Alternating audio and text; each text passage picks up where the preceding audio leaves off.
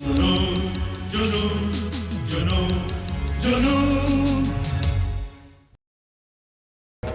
दिए हैं ये रुपए? पुलिस के सामने अपने बयान को जरा सा बदलने के लिए। मुझे तो घबराहट हो रही है। अगर तुम अपना बयान बदल कर नहीं दोगे बापू, तो हम दोनों की जान खतरे में आ जाएगी। मुझे तो डर लग रहा है। यहाँ हम गोवा की तरफ चल पड़े और वहां नील भाटिया और वजाहत अली मिलकर मैदान साफ कर लेंगे। अच्छा सुन, मैं बाबा को बिल्कुल तुम्हारे भरोसे छोड़ रही हूँ। मेरी गैर हाजिरी में अगर तूने किसी को मेरे बाबा को हाथ लगाने दिया तो मुझसे बुरा कोई नहीं होगा।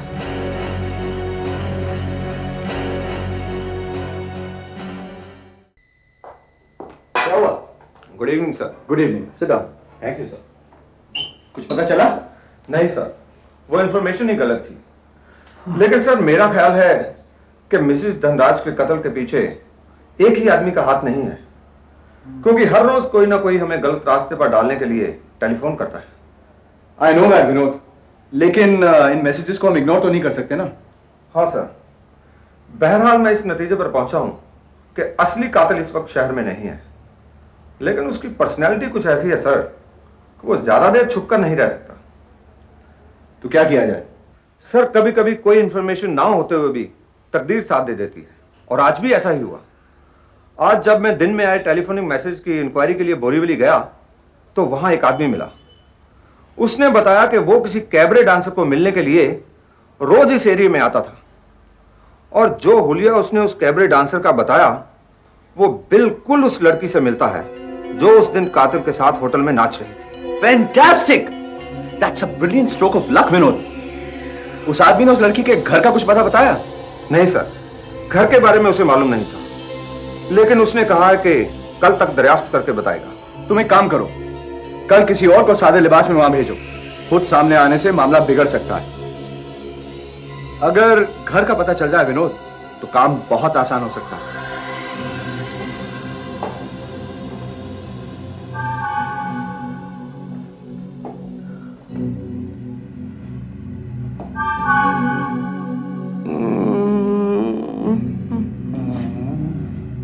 इन्हें होश आ रहा है। बापू, बापू, मैं हूँ तुम्हारी बेटी राधा।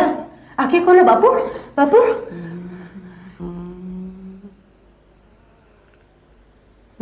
कहाँ हो? तुम अस्पताल में हो बापू, तुम गाड़ी के नीचे आ गए थे। तुम मुझे यहाँ लाई हो? तुम तो वहाँ नहीं थी।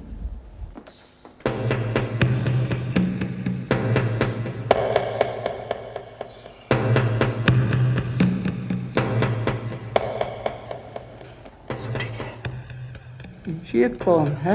इन्होंने तो आपकी जान बचाई है बापू। लेटे रहो बापू, लेटे रहो, और मेरी बात गौर से सुनो। तुम जिस औरत की गाड़ी के नीचे आए थे वो औरत उन गुंडों के सरदार की बीवी है। गुंडों के सरदार ने एक आदमी भेजा था। उसने कहा तुम अगर अपने बयान में पुलिस को यह बताओगे कि उस औरत की लापरवाही की वजह से तुम गाड़ी के नीचे आए तो वो तुम्हें जान से मार देंगे, इस लड़की को उठा कर ले जाएंगे और तुम्हारे घर में आग लगा देंगे। हाँ? हे भगवान, किस मुसीबत में डाल दिया। अब मैं क्या करूं? भगवान जो भी करता है अच्छे के लिए करता है। मैं अगर वहाँ एक्सीडेंट की जगह पर नहीं पहुँचता तो पता नहीं बापू तुम्हारी क्या हालत होती। जब अस्पताल वालों ने पूछा कि मैं तुम्हारा क्या लगता हूँ तो मैंने बोला दामाद। भगवान इस झूठ के लिए मुझे क्षमा कर।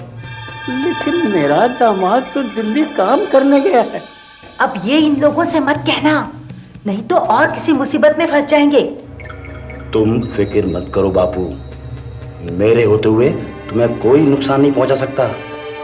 तुम मेरे बाप के समान हो। लो ये रुपये रख लो बापू, रख लो, काम आएंगे, रख लो।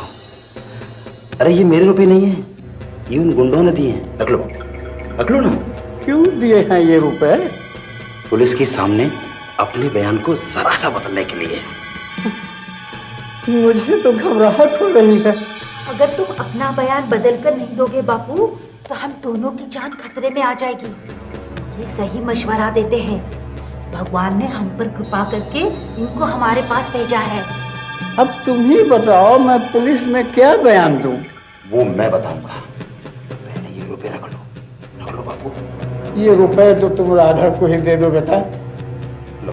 जब भगवान की यही मर्जी है तो यही सही।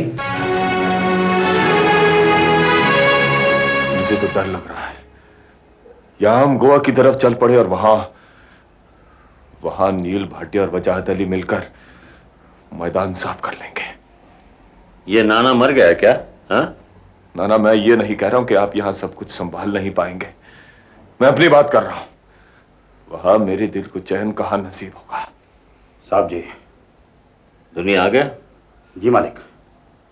बूढ़े को होश आया? आ गया मालिक। फिर क्या मालिक, उसे ऐसी पट्टी पढ़ाकर आया हूं कि वो वजाहत अली तो क्या, उसका बाप भी चकरा जाए। और अगर तुम्हारी गैर हाजिरी में वो बयान लेने वहां पहुंच गया तो हम सब चकरा जाएंगे। साहब जी, टेलीफोन पर तो ये सब मैं बता नहीं सकता था। अब मैं वापस जा रहा हूं, आप बेफिक्र रहिए। मैं ब्रेड लाने के बहाने निकला हूं। वैसे वो बुड्ढा मुझे भगवान का रूप समझता है। अब ये बकबक बंद कर और जाकर उस बूढ़े ससुर के पास बैठ जाओ। जाता हूं मालिक। जो ही बाजी मार लूंगा क्यों ही घर पर आकर इत्तला दूंगा। बस ठीक है, जाओ।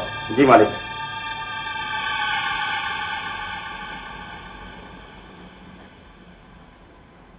बोल केशव, अब मेरा कौन सा मोहरा मात खाने वाला है?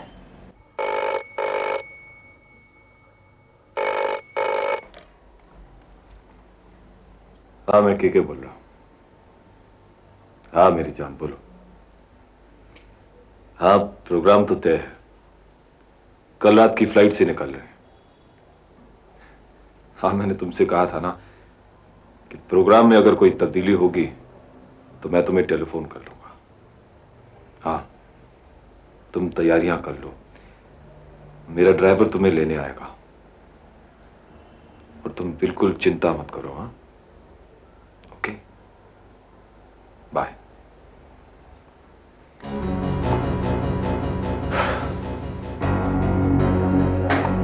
नाना,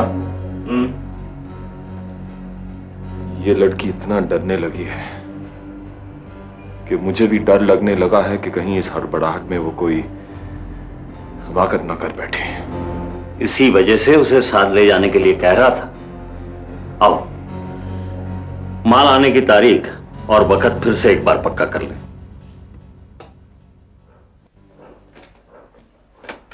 बस इतने ही कपड़े काफी हैं। 2-4 दिन की ही तो बात है। ठीक है मैम साहब। तो बाबा को 2-4 दिन के लिए संभाल सकेगी? आप चिंता न करें मैम साहब, ये तो आजकल मेरे साथ ही चिपटा रहता है। रात को तब तक सोता नहीं जब तक कि मैं इसे 2-4 लोरियां ना सुना दूं। विद्या मासी वाली लोरी तो इसे बहुत ही अच्छी लगती है। सच? मुझे तो गाना ही नहीं आता, नहीं तो मैं भी इसे सुला सकती थी। अच्छा सुन, मैं बाबा को बिल्कुल तुम्हारे भरोसे छोड़ रही हूँ। अगर कोई गड़बड़ हुई तो मैं तुझे जान से मार डालूंगी। आप बिल्कुल बेफिक्र रहे मैम साहब, बाबा मुझे अपनी जान से भी ज्यादा प्यारा है। मैं तुम्हारे प्यार के बारे में बात नहीं कर रही हूँ, सिर्फ तुम्हें यह बताना चाहती हूँ कि मेरी गैर हाजिरी में अगर तूने किसी को मेरे बाबा को हाथ लगाने दिया तो मुझसे बुरा कोई नहीं होगा। किसकी हिम्मत होगी मैम साहब कि मेरे होते हुए बाबा को हाथ लगाए? तुम्हें मालूम है कि कई लोग इसे छूने, इसे अपनी गोद में उठाने के लिए तड़प रहे हैं। मालूम है, मैं बस उन्हीं की बात कर रही हूँ। मैं समझ गई मेम साहब, आप बेफिक्र रहिए। ठीक है, अब तू जाकर रामदास को बुला ला। जी जा जल्दी, मुझे बहुत काम करना है। जी जाती।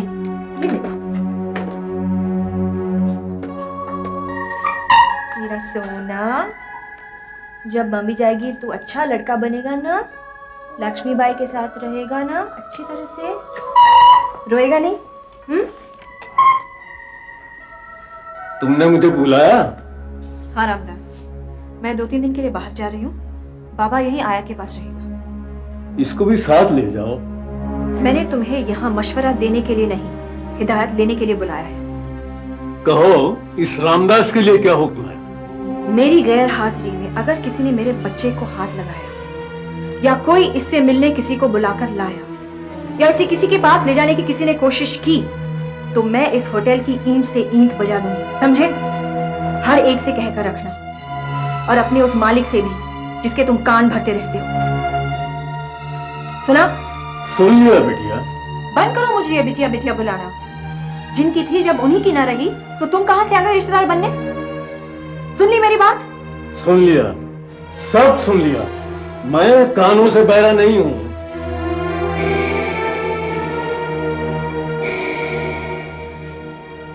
सारी जिम्मेदारी तुम्हारी होगी लक्ष्मीबाई। अगले बुधवार एक नया मोड़ इंतजार कर रहा है, देखना मत भूलिए।